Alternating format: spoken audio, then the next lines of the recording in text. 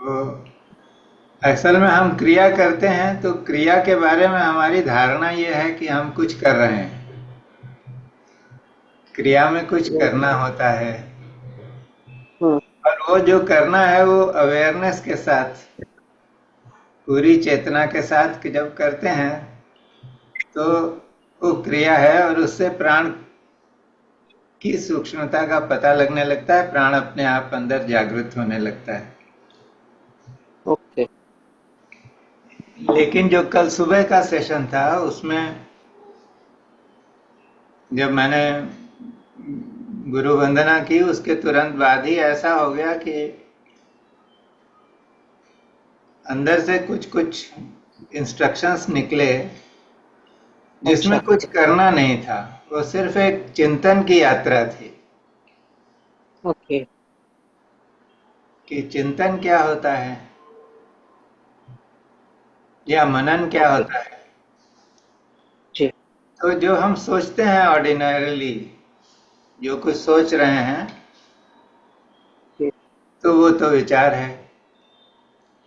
किसी चीज को हम्म। हम थोड़ा और गहराई से सोचते हैं हम्म। तो वो चिंतन है। तो जब तक हम ऐसा कर रहे हैं तब तक हम उस विचार के कंट्रोल में रहते हैं। लेकिन किसी भी वस्तु का, किसी भी विचार को जब हम बार बार अपने मन में लाते हैं हम्म। और उसको अलग अलग नजरिए से देखने लगते हैं, हम्म। तब वो मनन बन जाता है।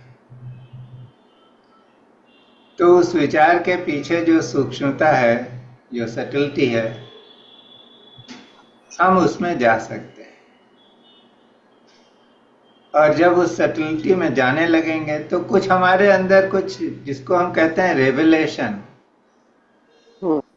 कि अपने आप ही अंदर से कोई चीज पता लग जाती है। हम वेदों को इतना ऊंचा दर्जा देते हैं, तो वेद क्या है? जो विदित हो गए। जब हम किसी बहुत गहरी मनन की अवस्था में हैं और उस वक्त हमारे ऊपर कोई चीज प्रकट हो जाती है, विदित हो गई, तो ये एक तरीका है जिसमें हम सभी सत्य से कनेक्ट होते हैं। और क्या चीज विदित होगा? हम्म। जो हमारे लिए आवश्यक है वो विदित। हम्म। तो सच जो है हमारा अपना सच, व्यक्तिगत सच, वो हमको पता लगने लगेगा। और ऐसा सच क्या होता है? वो हमको मुक्त कर देता है अपने बंधन से। जब तक हम विचार की जद में हैं या अपनी अपनी बनाई हुई मान्यताओं की, माता जी ने कुछ बोला था, पिताजी ने कुछ बोला था, समाज ने कुछ सिखाया है, हमारे धर्माचार्य फलां बात सिखा रहे हैं, जब तक ये हम सुनी सुनाई बातों के कंट्रोल में रहेंगे तब तक हम अपने व्यक्तिगत सच से दूर रहेंगे। क्योंकि ये तो उधार का सच है। किसी ने बोला, हमने मान लिया, तो उससे हमारा उद्धार तो नहीं होगा। तो अपने अंदर किधर ढूंढने जाना नहीं। हमारी दिक्कत ये होती है कि हम जिंदगी में हमेशा कुछ ना कुछ ढूंढ रहे हैं, तो इधर जाते हैं, उधर जाते हैं। लेकिन असली बात यह है कि जो हमारी बहुत बड़ी प्राप्ति होती है, जो हमारा व्यक्तिगत सच है, वो अपने अंदर जब झांकते हैं तो हमको मिल जाता है। तो वो पूरा 1 घंटे का एक मेडिटेशन है जिसमें कि बहुत सारी इस तरह की चीजें हैं कि किधर किधर जाना नहीं है, अपने अंदर में ही देख लेना है। ढूंढना भी नहीं है, वो है ही है। सिर्फ अंदर हम में जब है। उससे जुड़ेंगे तो पता लग जाएगा। तो फिर हमारे को किसी मान्यता की, किसी गिरजाघर, चर्च, मस्जिद, मंदिर, इधर संप्रदाय, इसकी आवश्यकता नहीं है। हमको अपना पता लग जाएगा। और दिक्कत ये होती है कि हम कौन हैं ये तो हम जानते नहीं। और हम दुनिया में हर चीज जानने का की कोशिश करते प्रयास हैं। करते हम्म। तो जब अपना ही पता नहीं है हैं। तो उस आदमी को दूसरे का पता कैसे चलेगा? तो आधु आधी अधूरी समझ लेकर हम हर चीज से जुड़ जाते हैं। तो आवश्यक ये है कि हमारे हर अभ्यास का एक उसकी जो परिणति है उसका ये होना चाहिए कि वो हमको अपने अंदर ले जाए। तो इसमें जो बात निकल कर आई उस पूरे 1 घंटे के मेडिटेशन, मुझे खुद अभी याद नहीं कि मैंने क्या क्या चीजें बोली, क्योंकि मैं तो जी अपने कंट्रोल में नहीं था। वो गुरु लोग बोल रहे थे, मुंह मेरा था बस। लेकिन उसमें जो एक बात ये आई कि भाई एक तो ये कि किधर किधर ढूंढने जाना नहीं, क्योंकि वो तो ऑलरेडी है। और वो जानना बहुत जरूरी है, क्योंकि जब तक हम उसे जानेंगे नहीं तब तक बाकी और चीजें जो जानने का प्रयास करते हैं दुनिया भर में, उसका कोई मायने नहीं है।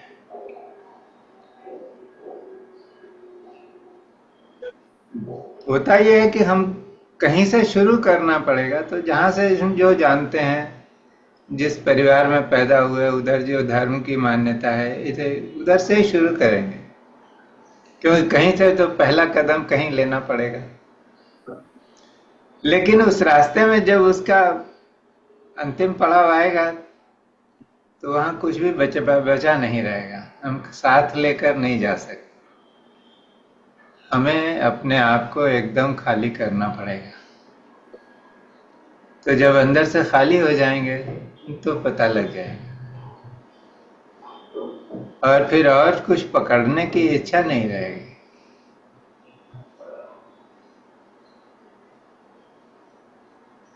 तो अगर जब वहां पर पहुंचते हैं तो उस पूरी यात्रा में ऐसा लगा कि हम कहते हैं कि विचार से छूटना चाहिए। हम क्रिया भी करते हैं तो बार बार इस बात पर जोर दिया जाता है कि आपका मन निर्विचार हो रहा है, मन अंतर्मुखी हो रहा है, मन विचार करने की इच्छा नहीं हो रही। लेकिन ये जो पूरा कॉन्टेम्पलेशन था वो ऐसा था कि नहीं, अगर आप सही विचार रखें, सही सवाल पूछेंगे, सही चिंतन या मनन करेंगे, तो वही आपको निर्विचार की स्थिति में ले जाएगा। स्वयं ही ले स्वयं ले जाएगा वो। हाँ, ले जाएगा। तो विचार ही विचार मुक्त करने की ताकत रखता है। हमारे वो को ये समझ होनी चाहिए कि हम कौन सा विचार पकड़ें। गौर साहब, उसके लिए तो फिर काफी प्रैक्टिस की जरूरत होगी, या फिर जैसे कि आपने कहा बिना कि उस प्रैक्टिस कल किए जो है। कुछ भी नहीं आता है। आप तो महिला हैं, घर में खाना बनाती होंगी या खाना बनाना सीखा होगा बचपन में, कितनी मेहनत जी लगेगी। जी जी जी। बिना मेहनत के तो नहीं सीखा। हम्म, तो हर चीज के लिए प्रयास तो करना पड़ेगा। लेकिन बात हम्म, ऐसी है कि जब हमारे को कोई डिग्री मिलने वाली है, हम्म, कोई समाज में सम्मान मिलने वाला है, तो उसके लिए हम सब मेहनत करते हैं।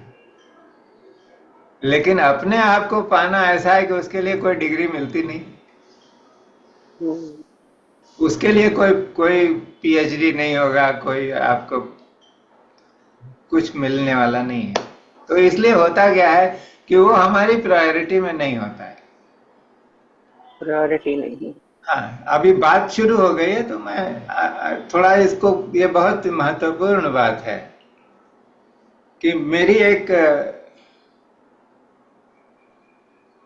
ऑफिस में सीनियर थी, उनकी मैं बहुत इज्जत करता हूँ। बहुत ही अमीर, बहुत संभ्रांत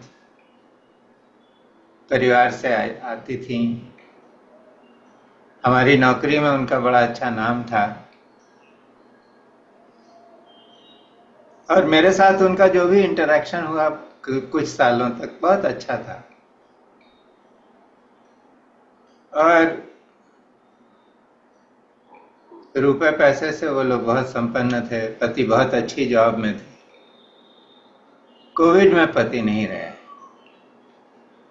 उसके बाद उन्होंने, या उसके पहले ही उन्होंने रिटायरमेंट के बाद एक एनजीओ बनाया जिसमें वो अंधे लोगों की, ब्लाइंड पर्सन्स की सेवा करते हैं। उनको अपॉर्चुनिटीज देते हैं, उनको कैसे पढ़ाएं, उनको क्या क्या फैसिलिटीज दी जा सकें, ये सब काम करते बहुत अच्छा काम। लेकिन उन्होंने कुछ दिन पहले मुझे ये कहा कि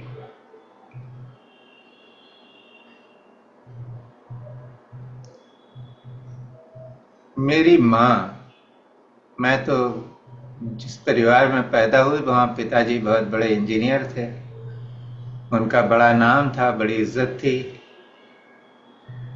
और जहाँ भी रहते थे, जिस शहर में भी गए, वहाँ बहुत सारी चीज़ें उनके चारों तरफ होती थी, और वहाँ का जो एलीट होता था उसमें उनकी बहुत पूछ होती थी। लेकिन मेरी माँ जो थी वो पढ़ी लिखी नहीं थी। माँ कभी अंग्रेजी बोलने वाली नहीं बन सकी। सीख सकती थी, लेकिन उन्होंने कभी इसकी कोशिश नहीं की। वो काम चलाऊ अंग्रेजी बोलती थी, और ज्यादातर तो वो हिंदी पंजाबी इसी में बात करती थी।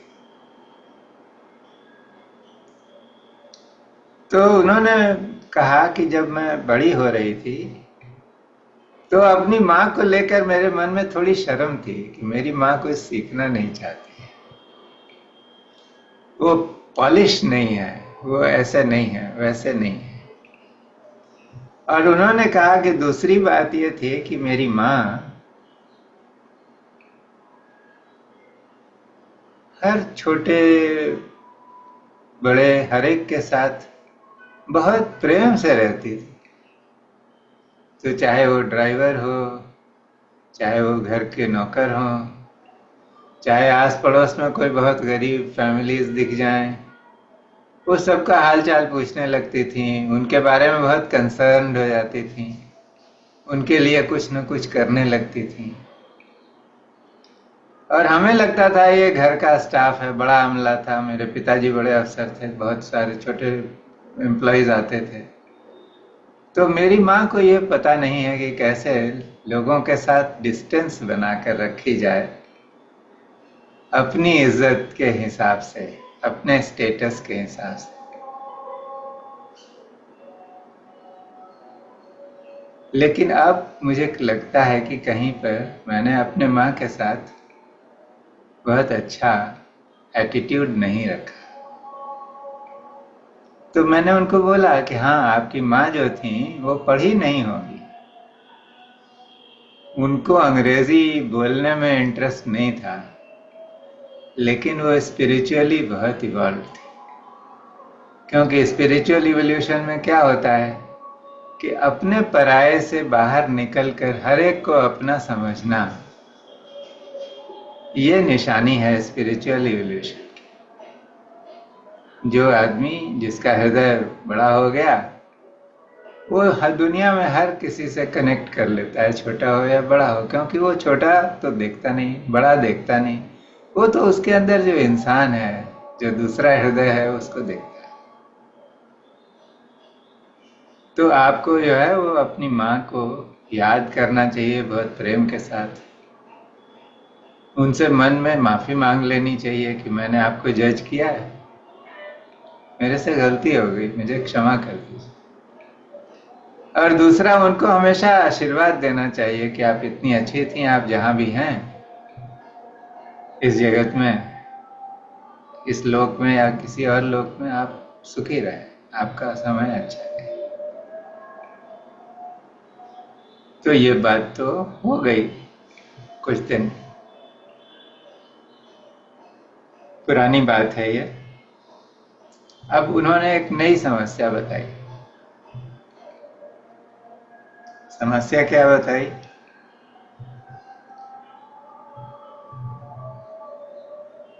उन्होंने कहा कि मेरी जिंदगी में कुछ ऐसी रिलेशनशिप्स हैं जो टॉक्सिक हैं, जो अच्छी नहीं है। तो होता क्या है कि ये लोग तो पीछा भी नहीं छोड़ते हैं, और जिस दिन उनसे कोई बात हो जाती है या कुछ हो जाता है उनसे कुछ इंटरेक्शन, तो हमारा एक दो दिन बर्बाद हो जाता है। और मैं, अभी मेरी उम्र हो गई, कब बुलावा आ जाए पता नहीं। तो मैं चाहती हूँ कि जो मेरे पास समय है, जो साल बचे हैं, महीने बचे हैं, दिन बचे हैं, उनको मैं पूरी तरह से अपनी एनजीओ को समर्पित कर दूं। जिंदगी में अंधे लोगों की सेवा करना मैंने अपना फर्ज बनाया, मैं वो काम अच्छी तरह से करना चाहती हूँ, एक दिन भी उससे अलग नहीं होना चाहती। लेकिन कुछ ना कुछ ऐसा हो जाता है कि मेरा दिन खराब हो जाता है, फिर एक दो दिन बीच में व्यवधान हो जाता है, मैं नहीं कर पाता।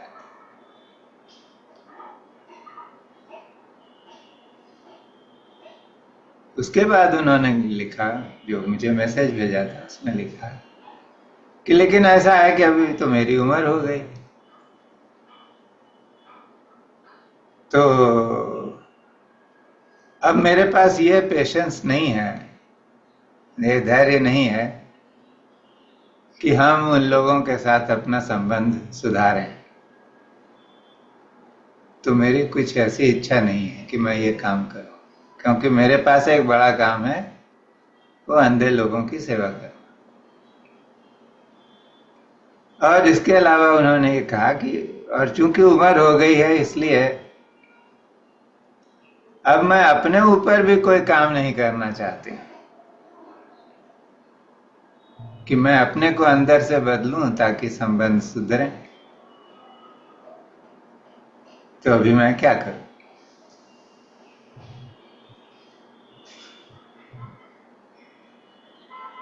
तो मैंने उनको जवाब दिया, मैंने कहा देखिए,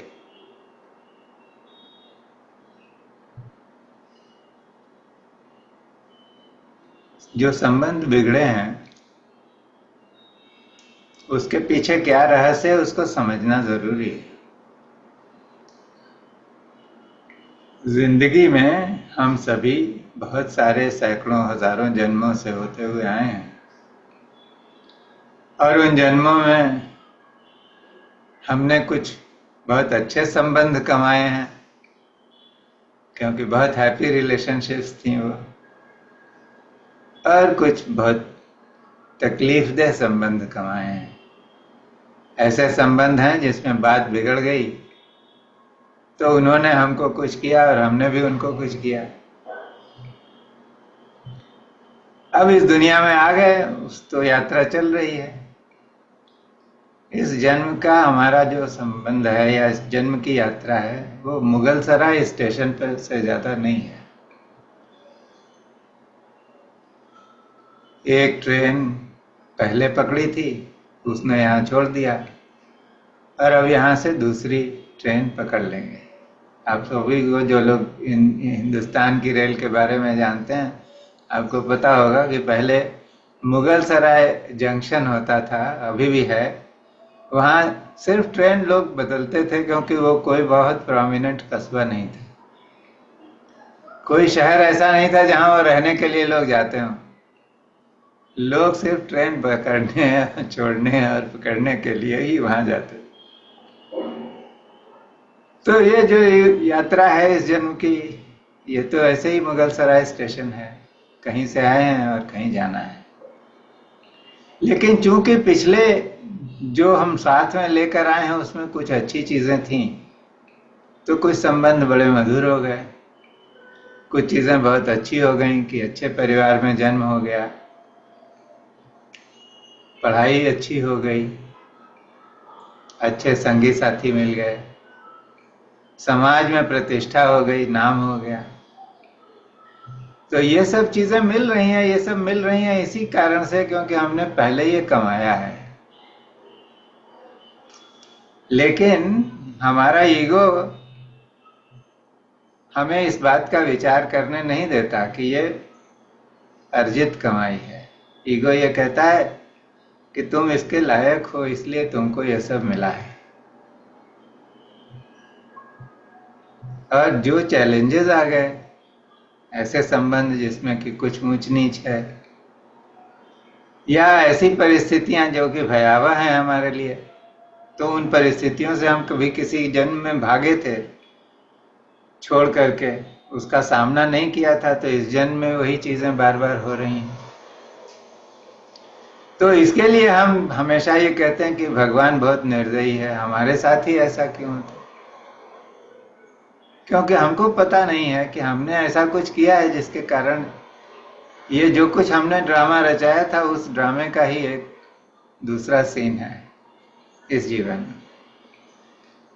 तो हम उसकी रिस्पॉन्सिबिलिटी लेना नहीं चाहते। जो अच्छा है उसके लिए तो हम कहते हैं हाँ हम डिजर्व करते हैं, ये हमको मिलना चाहिए था। और जिसमें जो अनपैलेटेबल है, जो लगता है कि बेकार है, नहीं चाहिए था, उसको हम कहते हैं कि हाय मेरे साथ ही ऐसा क्यों हो गया।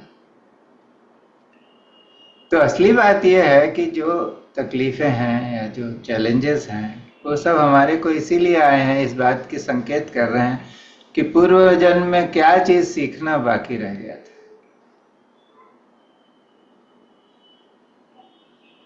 तो अगर हम वो सीख लेंगे तो लोगों के साथ या सिचुएशंस के साथ जो हमारा ऊंच नीच है, जो रेजिड्यू है कर्म का, वो समाप्त हो जाएगा।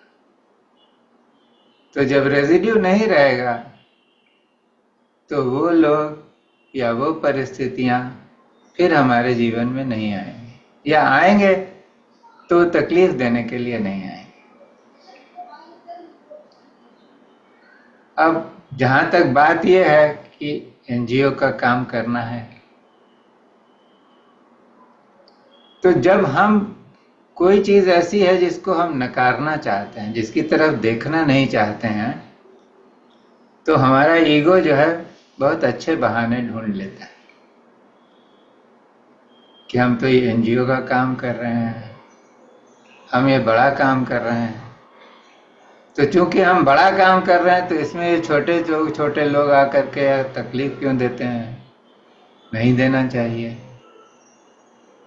तो ऐसी बात है कि अगर हम देखें अपने आसपास तो ऐसे बहुत सारे लोगों को आप सब लोग देखेंगे कि जो अपने जीवन में बहुत सक्सेसफुल हैं, जो कोई बड़ा काम कर रहे हैं तथाकथित रूप से, जिसके कारण उनके समाज में बहुत नाम है, परिवार में बहुत इज्जत है। लेकिन जब उनके व्यक्तिगत जीवन में देखिएगा तो बहुत मारकाट मची हुई है। कहीं न कहीं किसी न किसी से, किसी न किसी तरह से कुछ गड़बड़ है और वो उसको ध्यान नहीं दे रहे। क्यों? क्योंकि उनके मन में है कि मैं तो कुछ बड़ा काम कर रहा हूं, तो यह भगवान की को चाहिए कि ये जो छोटी छोटी मेरी तकलीफें हैं ये ले ले, ये समाप्त।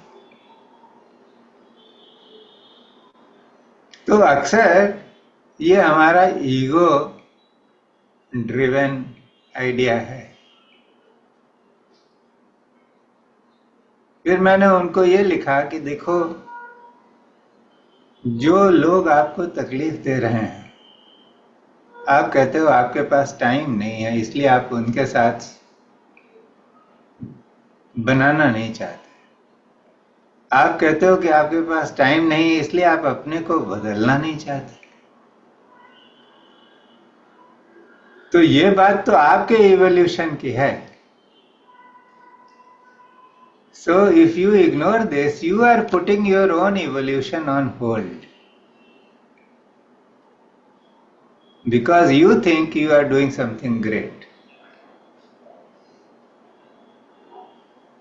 But you must remember, those souls with whom you are having difficulties, they are available to you in this life here and now. If you do not work with them in this life, and if you do not work upon yourself in this life to resolve the issue, after some time these souls will go their own way, you will go your own way. And imagine how many lifetimes will it take for you to come together with these souls again? Hundreds, maybe thousands of years will go by. and you would have missed this chance, this golden opportunity which is here and now to improve things.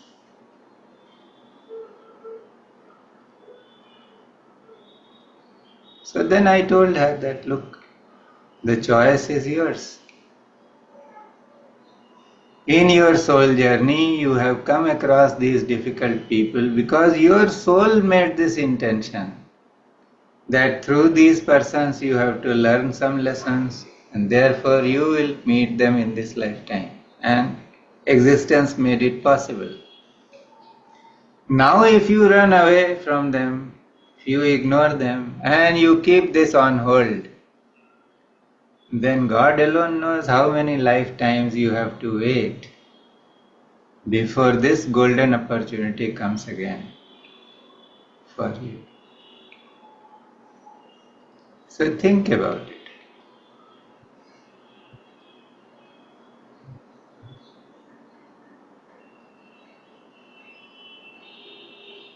After all, life comes with choices.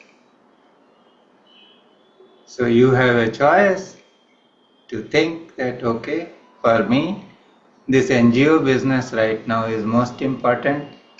Let my relationship go to hell.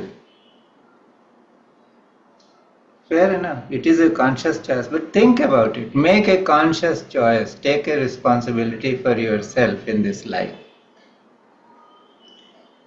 Or you may decide that, well, this is something which is nagging me.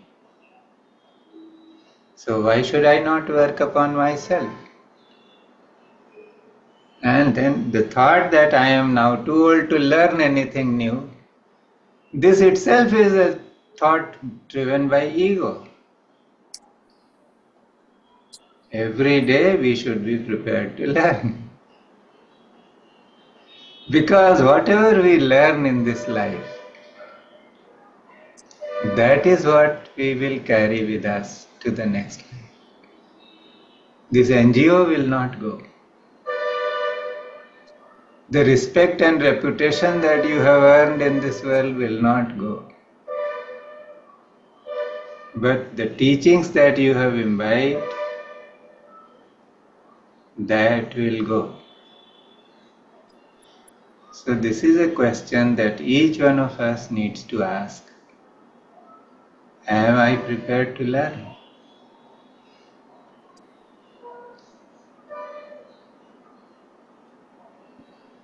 And if somebody takes that responsibility, then every day is a wonderful day. Every day is a new beginning.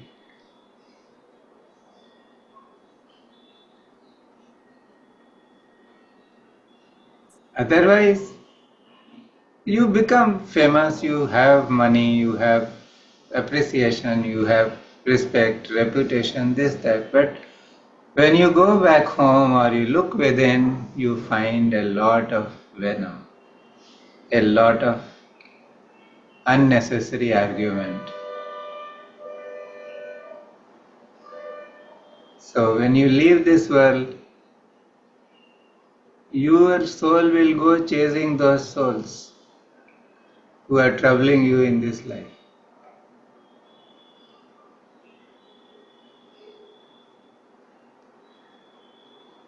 Is this journey worth it? We have done it long enough. How long are we going to do this thing? Hurt some people, then get hurt by them, and go chasing them because we hurt some people and they have been chasing us, they are here in this world to trouble us. Then we don't forgive them, we don't forgive ourselves for whatever, or seek forgiveness for whatever we have done to them. And after the death, we go back chasing those souls. सास बहू का drama है, ऐसे ही चलता रहेगा.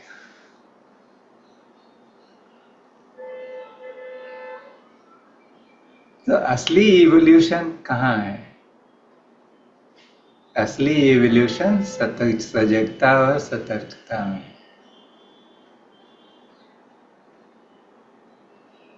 और वो सजगता और सतर्कता हर क्षण चाहिए.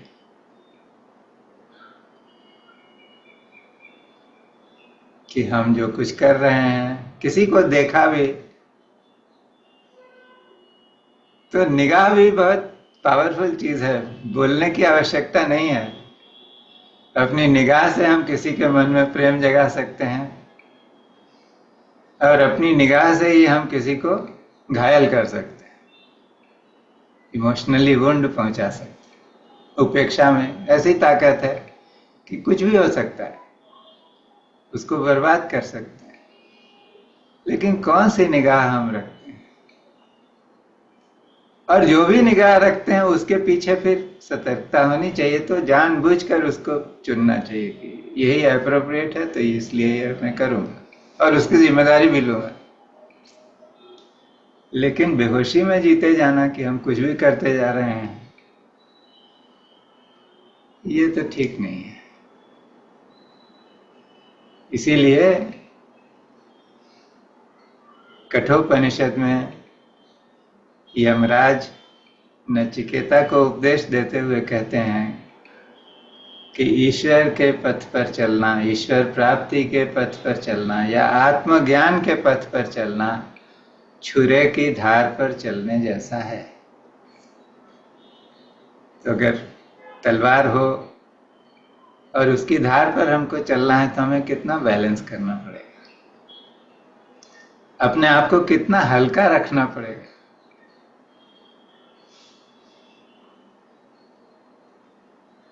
तो इसीलिए जो सुधा जी ने कहा कि बहुत प्रयास करना होता है, लेकिन ये वर्थवाइल है, क्योंकि ये प्रयास करने से मुक्ति आसान हो जाएगी, अंदर से हल्के हो जाएंगे। इसीलिए विचार को हम क्रिया करते हैं, हम ध्यान करते हैं, वो सब ठीक है, लेकिन उसके अलावा क्या करते हैं? तो उसके अलावा जो सोचने का तरीका है, अपने विचारों को बार बार टेस्ट करना, ये विचार आया है, ये श्रेय विचार है या प्रेय विचार है। तो अभी जैसे एक तरफ आपको बुला रहा है कि एनजीओ बनाओ, ये करो, बड़ा नाम कमाओ। आजकल हर आदमी दूसरे को सही करने में लगा हुआ है ना? किसी भी व्हाट्सएप में ग्रुप में देखिए, सब एक गुरु बने हुए हैं। लेकिन उनसे पूछो, वो जो व्हाट्सएप भेजते हैं उनसे उसे उनकी मनस्थिति का पता लगता है कि वो कहाँ पर। तो उन्होंने अपने ऊपर काम नहीं किया। तो आवश्यकता यह है कि वो काम करना शुरू करें। तो वो जब काम करने लगेंगे तब हम बहुत ज्यादा चक्कर में नहीं पड़ते, क्योंकि हर बात घूम कर आती कि भाई मैं कहाँ हूं आज, मैंने क्या सोचा है, मैंने किसी को क्या बोला, मैंने कैसे व्यवहार किया। तो ये छोटी बात है, इसके लिए तो किधर मंदिर में, मस्जिद में, गिरजा में जाने की जरूरत नहीं है, किसी बहुत बड़े सत्संग में भी जाने की जरूरत नहीं है। अंदर से जग जाना है। तो अंदर से जग जाए तो ये रास्ता जो है इतना मुश्किल नहीं है, क्योंकि रोज कुछ ना कुछ करते जाना है। रोज अपने विचारों के फिल्टर को देखते रहिए तो आपको पता लग जाएगा कि आज इतनी बार मैं चूक गया। तो कोई बात नहीं, ये तो मन का विचार है, मन का हमारा होल्ड ऐसा, मन को हमने सिखाया है ऐसे ही व्यवहार करने के लिए, तो चूक गए। वो कल से और ज्यादा अवेयरनेस रखेंगे। तो ऐसा धीरे धीरे करते करते एक दिन जब कोई विचार आएगा, उसके पहले ही अंदर से जैसे लाल बत्ती जलने लगती कि यह विचार ठीक नहीं है, जाने दो, तो वो छूट जाएगा। और छूटते छूटते ऐसा हो जाएगा कि इस तरह के विचार आएंगे ही नहीं, कोई विचार नहीं आएगा। जो उचित है वही करने का, in the moment, that's it. लेकिन जब तक वो स्थिति नहीं बनती है तब तक विचार का सहारा लेकर के हम अपने आप को बदल सकते हैं, लेकिन उसको बहुत सूक्ष्मता से देखना पड़ेगा कि हमें क्या करना है, क्या कर रहे हैं, और उसका नतीजा क्या होने वाला है। उससे हमारी मुक्ति होगी कि नहीं होगी? अगर नहीं होगी तो वो विचार त्याज्य है। उसका कोई महत्व नहीं है।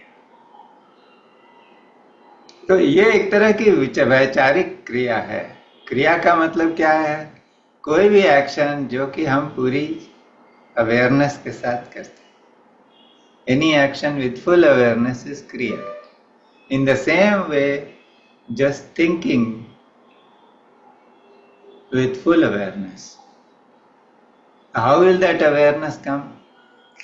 Don't act on your thought. Any thought comes, don't act impulsively. Take a pause.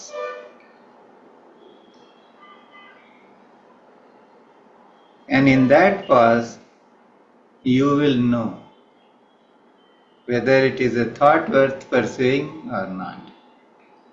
If it is not worth pursuing and you know that it is not worth pursuing, that thought will automatically dissolve.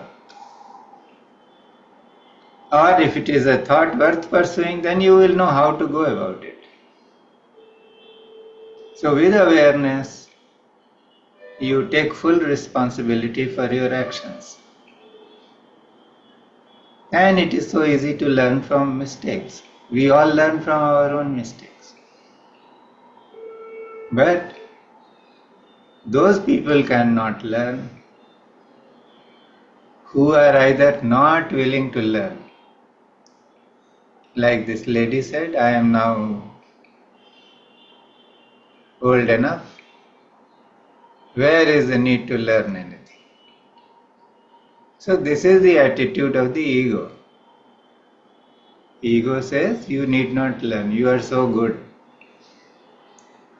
Or who cannot think properly. So those who cannot think properly, what will they do? They will justify their wrong thoughts or wrong actions. Because the ego is telling them that you are right.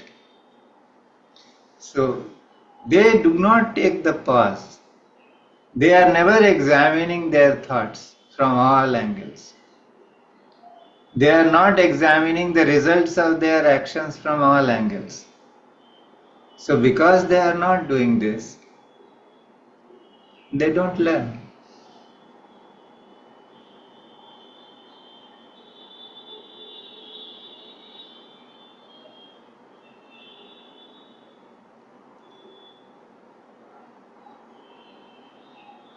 Sudha ji से बात करते करते ऐसा दिमाग में कुछ आया कि ये बात करनी चाहिए।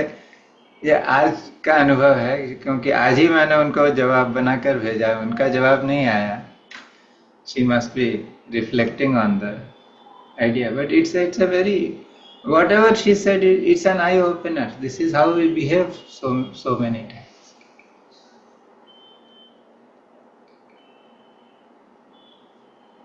कैसा लगता है आप लोगों को? Is it right? What I said is it right? Absolutely right, Prasad. बहुत कुछ दिमाग में Anybody saying something? Yes, Sudha here. Sudha ji, ji are you saying something?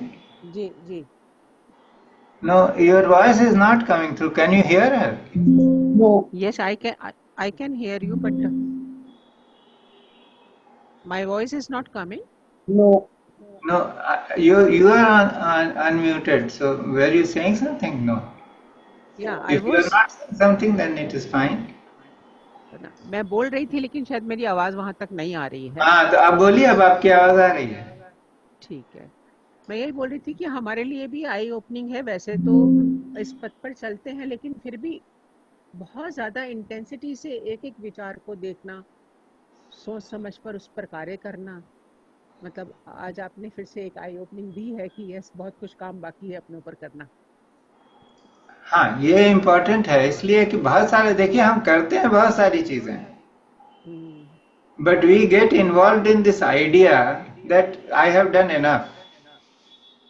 जी सुबह उठे, वो पूजा किया, ध्यान किया, कुछ प्राणायाम किया, ये किया, वो किया, वो हो गया। लेकिन वो किया तो ठीक है, तो बहुत अच्छी बात है, लेकिन पूरे दिन में बाकी क्या किया, हम्म। अपना उसमें कर्म, क्या अपना सोचे। बिहेवियर, अपना बिहेवियर, हाँ, अपना अपना कर्म, सेल्फ अपना इंट्रोस्पेक्शन। सो ऐसा है वो, हाँ, कोई बाहर से डंडा लेकर तो मारने नहीं आएगा ना। नहीं आएगा, और नहीं आएगा। अपने को डंडा मारना भी नहीं है, हमने गलती कर दिया तो ठीक है, हमको पता लग गया कि हमसे हमसे चूक हो गई, तो दोबारा सुधार लेंगे। सुधारी बस। तो बात यही है, अपने आप से प्रेम भी करना पड़ेगा, जी। क्योंकि ये मानव शरीर मिला है, हम आए हैं इस जगत में, यही बहुत बड़ा गिफ्ट है। Hmm, only human beings can evolve. जानवर इवॉल्व नहीं करता, जानवर को रीढ़ की हड्डी सीधी नहीं मिली है। ये जो रीढ़ की हड्डी सीधी मिली हुई है ह्यूमन बर्थ में, ये भगवान ने जानबूझ कर दिया है, क्योंकि ह्यूमन मानव को ही ये फैसिलिटी हासिल है इवोल्यूशन की। वही मुक्त हो सकता है, देवता भी मुक्त नहीं हो सकते, वो भोग शरीर में है। तो even the devatas will have to come back and take birth as a human being to get free.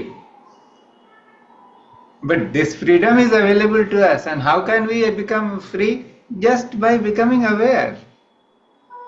जग जाना है। तो बहुत सारा काम जो हम सोए सोए कर रहे हैं, हमको पता नहीं है हमने किसी को क्या बोल दिया, और कितना उसका फर्क पड़ता है वो मैंने पहले भी इसको बताया है कि एक जो साइंटिस्ट थे जापान में, मसारू इमोतो, तो उन्होंने एक एक्सपेरिमेंट किया।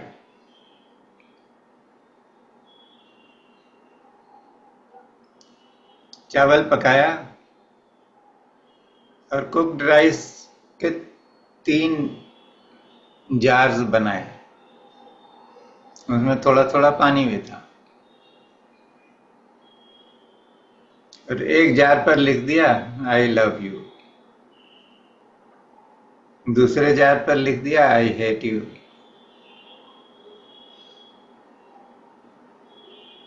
और तीसरे जार पर कुछ लिखा नहीं। पहले जार को तो अपने जहाँ काम करते थे वहां रखा, और रोज आधे घंटे उससे बात करते थे, उसको बार बार बोलते थे, हाँ you are so beautiful, I love you, I really. और जो दूसरा जार था उसको कहीं अंदर कमरे में ले जाकर रख दिया, वहां जाकर रोज उसको गालियां देते थे।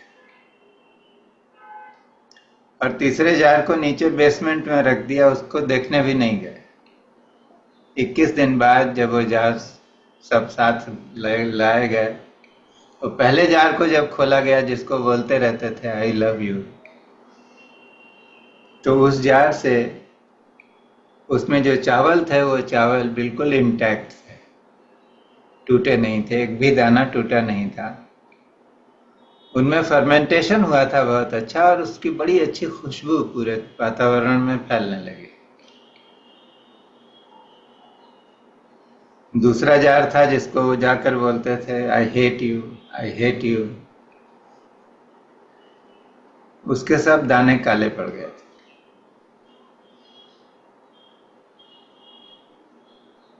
लेकिन सबसे खराब हालत किसकी थी? वो जो तीसरा जार था, जिसको ले जाकर के उपेक्षा से उसकी उपेक्षा की गई थी, कोई उसके पास गया नहीं, उसको गाली देने भी नहीं गया, और उसको बेसमेंट में रख दिया। तो वो जब खोला तो सारे चावल के दाने काले पड़ के टूट गए थे, और बहुत ही बदबू फैल गई चारों तरफ।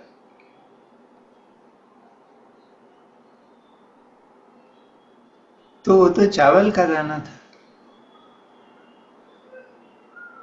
हम अपने व्यवहार से अपने आसपास के लोगों के साथ क्या कर रहे हैं? किसी से नाराज हो जाते हैं तो उसको क्या करते हैं? Royal ignore, don't talk, don't look. छोड़ देते हैं उसको। हाँ, छोड़ देते हैं उसको। हाँ, छोड़ देते हैं। तो क्या कर रहे हैं? वो जो तीसरा जार है उसके चावल जैसी उसकी हालत कर रहे हैं। क्या ये बहुत अच्छी बात है? नहीं है। तो ये सीखना पड़ेगा। और यही सीखना क्या है, हम कहते हैं कि अभी पृथ्वी जो है वो 3 डायमेंशन से 5th डायमेंशन में चली गई। तो 5th डायमेंशन क्या है? सबको सब मेरे ही हैं और मैं सबका हूं। ये 5th डायमेंशन। तो जब हम ये भाव रखेंगे कि सब मेरे हैं और मैं सबका हूं, तो अपने आप ही सब कुछ अंदर से करेक्ट हो जाएगा। यही साधना है। तो जो हम साधना के नाम पर कर रहे हैं वो अच्छी चीज है, उससे हमारा एक बेस तैयार होता है, लेकिन उस बेस के ऊपर अच्छी इमारत बने उसके लिए ये काम बहुत जरूरी है।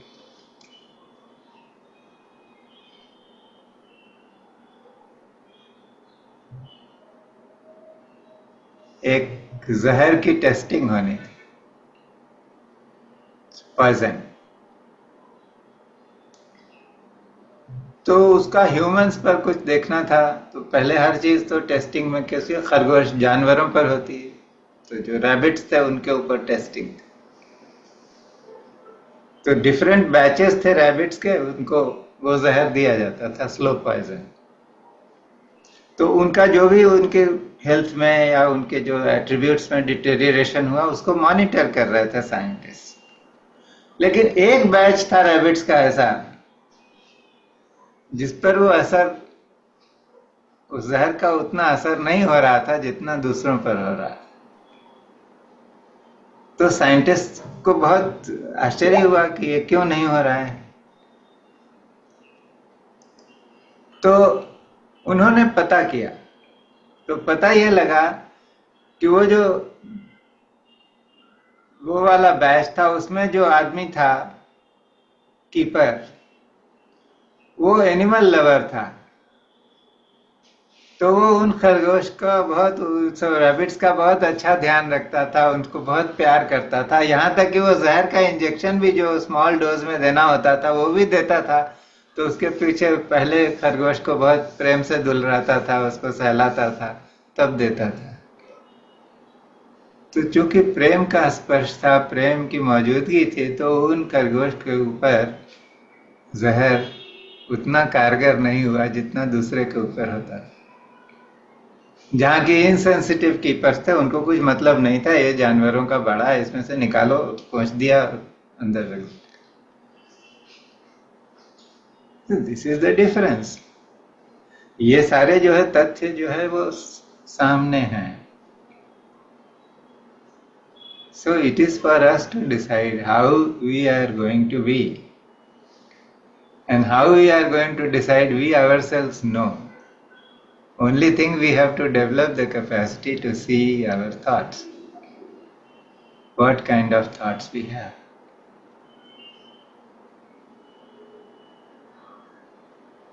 मुझे याद है बहुत पहले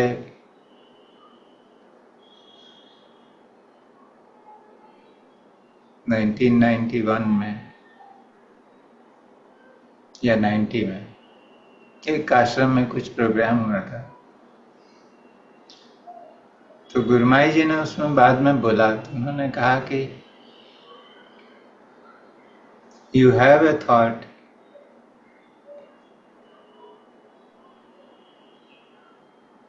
and you don't act upon it.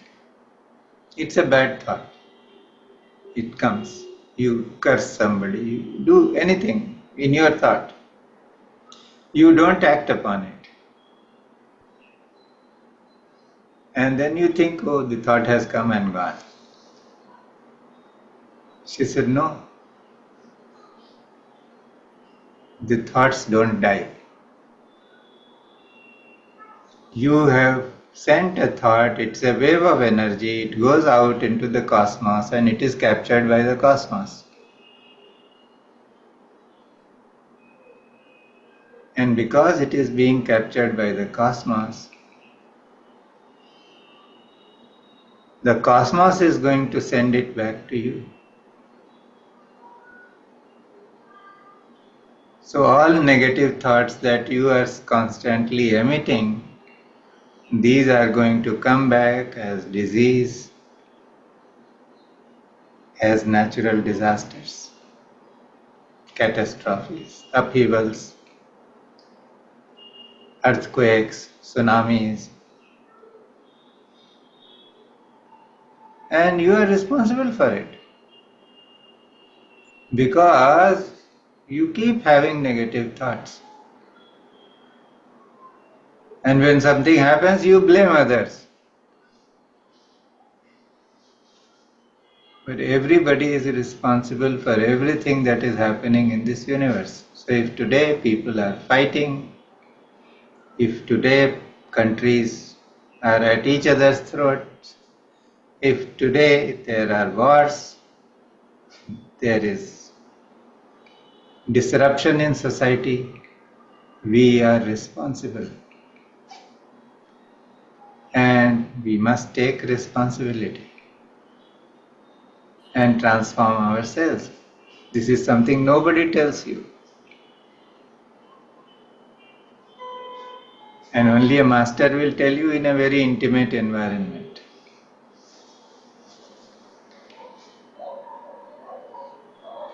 So it is about taking responsibilities. So you become responsible for yourself from moment to moment, and you also take responsibility for this whole world. By reforming yourself or by transforming, reforming is not a good word, by transforming yourself, you are becoming a lighthouse which is going to give light and energy to so many other people. So it is a choice, but it is a choice.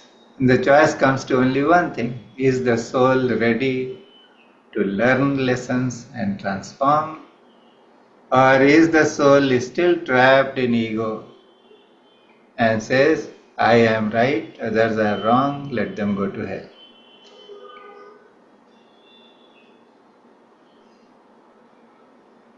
So I think I have spoken enough. लेकिन वो सुधा जी ने जो बात कही उससे ये अपने आप ही निकल करके आ गया और ये आज की ही घटना थी जो हमारी बातचीत हुई थी। उन्होंने लिख के मुझे पूछा था सवाल और मैंने लिख कर ही जवाब दिया था। जो आप लोगों को बताया वैसे ही उनको भी।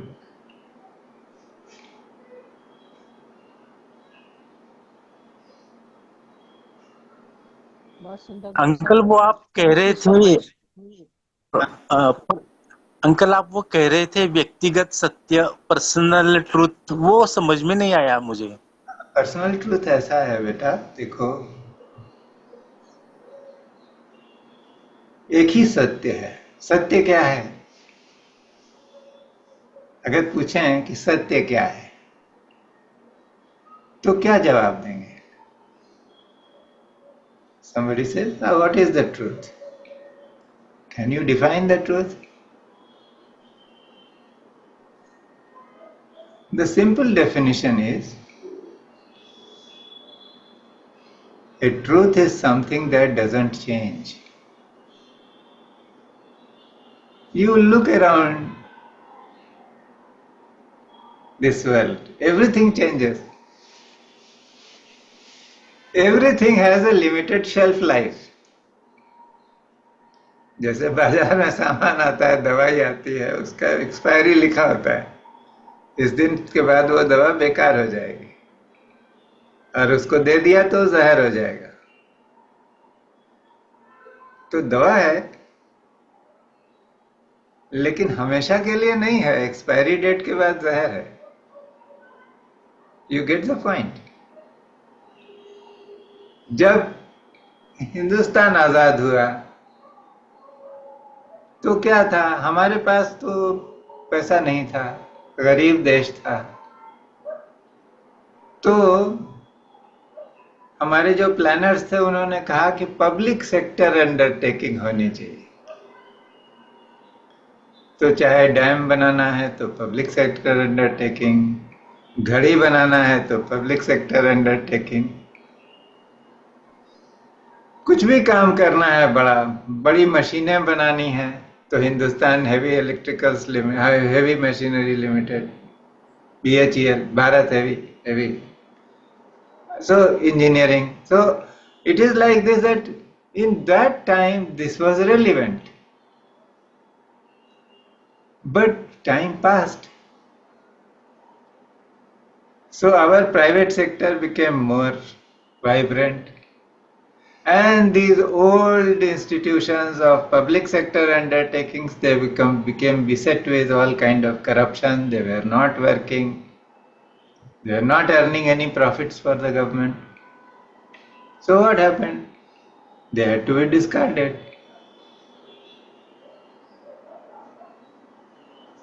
जब भारत आजाद हुआ तो उस वक्त एक आइडियोलॉजी थी कि भाई जो सोशलिस्ट आइडियोलॉजी होनी चाहिए। बाद में जो हमारे यहाँ अपना पर्सनल एंटरप्राइज डेवलप हो गया तो कैपिटलिस्ट आइडियोलॉजी काम करने लगी। तो जो भी आप आइडियोलॉजी से सोचते हो, there are certain truths which are practical truths. आज की डेट में ये चीज सत्य है, कल नहीं रहेगी। ठीक है, तो सत्य क्या है? तो ऐसी कोई चीज होनी चाहिए जो कभी बदलती नहीं हो, वही सत्य है। आज आप कोई धर्म मानते हैं, कल आप धर्म परिवर्तन करा लीजिए, दूसरा धर्म अच्छा लगने लगा, आपने परिवर्तन कर लिया, धर्म बदल दिया। It is a belief system.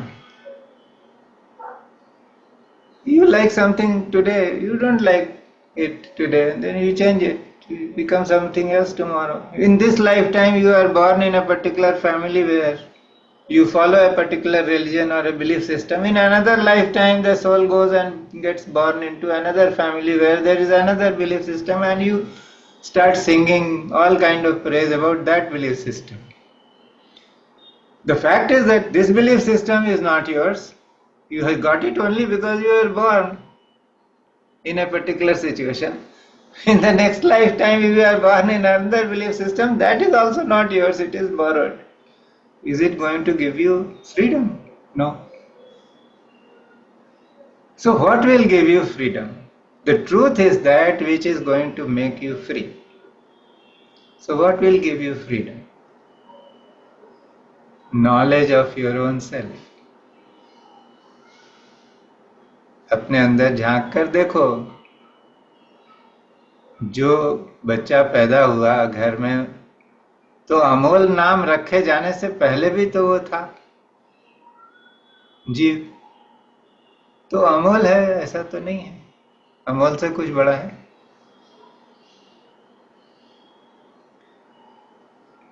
वक्त चलता गया, अभी 40 बरस हो गए, 50 बरस हो गए, जो भी हो गया, लेकिन अंदर से शरीर बदल गया, कपड़े बदल गए, चश्मा लग गया, ये लग गया, वो लग गया, लेकिन जो अंदर बैठा हुआ है वो कहीं बदला नहीं, बदला, वो वही है।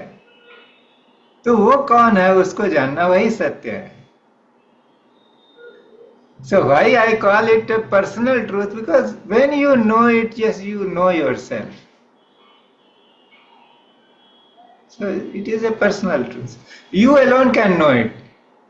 तुम अपने आप को जान लोगे तो तुम दिखा सकते हो ये बीके गर्ग साहब को कि देखो ये मैंने निकाल लिया, अमोल का जो एसेंस है वो इधर है। नहीं दिखा सकते, तुमको ही पता लग सकता, लेकिन वही सत्य है। इसलिए आत्मा ही सत्य है, उसको जानना जरूरी है। उसको नहीं जाना तो बाकी जितनी चीजें जानने की कर रहे हैं वो करो, अच्छी चीजें हो सकती हैं, लेकिन उससे मुक्ति नहीं होगी, क्योंकि वो आत्मा आज अमोल के रूप में शरीर में है, कल को जाकर के किसी अमेरिका में किसी नेग्रो के शरीर में आ गई तो वो तो अपने को नेग्रोइड ही समझेगा। लेकिन सच यही है कि वो जो आत्मा है वो वही है, उसका मूल स्वरूप वही है। वो कोई भी रूप धर सकता है, किसी भी धर्म में जा सकता है, किसी भी विचार को रख सकता है, किसी भी बिलीफ सिस्टम में जा सकता है, और कोई भी रोल प्ले कर सकता है। तो रोल से परे हट करके, रोल प्ले से परे हट करके उसको जानना जो सारे रोल्स को प्ले कर रहा है. So that is your personal truth, and that is to be known. That is why our scriptures say, know the knower. जो जानने वाला है उसको जानो. जानने वाला कौन है? वो जो तुम्हारे अंदर बैठा है वही तुमको बताता है जब रात सुबह सोकर उठते हो कि रात में नींद अच्छी आई कि नहीं आई. क्योंकि जब नींद में हो तो तुमको तो पता नहीं है. या वो बताता है कि कौन सा स्वप्न देखा था, उस स्वप्न में क्या दिखा था. क्योंकि वो अंदर जगा हुआ है हमेशा, वो कभी सोया नहीं है, और वो हजारों साल से चलता आ रहा है. तो उसको जानने की आवश्यकता है. वही सत्य है, एक ही सत्य है. बाकी जितने सत्य देख रहे हो, ये धरती को सत्य मानते हैं, पहाड़ को सत्य मानते हैं, मसूरी शिमला को सत्य मानते हैं, तीर्थ स्थान को सत्य मानते हैं. ये सब एक दिन तक limited life span, limited shelf life वाली चीजें हैं. एक दिन है नहीं रहेंगी. तो सत्य का आभास दे सकते हैं लेकिन सत्य नहीं है. सत्य तो एक ही है, अपने को जानना है. जब वो जान लेंगे तो हमको सब चीज का सत्य पता लग जाएगा. इसीलिए बाबा मुक्तानंद कहते थे कि उनसे पूछा, एक मैं इंटरव्यू देख रहा था तो उन्होंने पूछा एक लेडी ने कि you are converting people, you are trying to convert people. He said no, you don't have to convert your religion to know yourself. You know yourself and then you will know your religion. So सत्य तो एक ही है, उसको ही जानना है. तो ये सारी जितनी हम कवायद कर रहे हैं, चाहे वो क्रिया कर रहे हैं, चाहे ध्यान कर रहे हैं, चाहे साउंड हीलिंग कर रहे हैं, ये सबका रास्ता वही है, कैसे कैसे वहां पहुंच जाएं. लेकिन उसमें ये बहुत इंपॉर्टेंट है कि हर क्षण जगे हुए होना और सोचना कि ये मेरा विचार है, ये ईगो से आ रहा है, मेरे अपने बिलीफ सिस्टम से आ रहा है, या अंदर से आत्मा से डायरेक्ट आ रहा है. तो ऐसे उसको धीरे धीरे जब रास्ता हटाते जाएंगे, कूड़ा करकट साफ करते करते, एकदम उससे वो विचार भी पहुंचा देगा. और ये ऐसा अभ्यास है जिसके लिए आपको कहीं जरूरत नहीं है. ध्यान करोगे तो तुमको लगेगा आज बहुत बाहर जो है गणपति का शोर हो रहा है, ध्यान कैसे करें, नहीं लगता है. लेकिन मन की सतर्कता के लिए तो कोई बात नहीं है.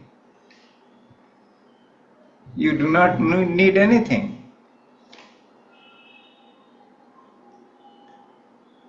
कोई उसके लिए कंडीशन नहीं है. जब जहाँ है तो उसको हमेशा जगे हुए होने का, यही एक सिंपल बात है. ठीक है. Thank you. So thank you everybody. ज्यादा ही कुछ बात करने के मूड में आ गए. नमस्कार. नमस्कार, बहुत बहुत धन्यवाद, बहुत बहुत धन्यवाद. जय गुरु.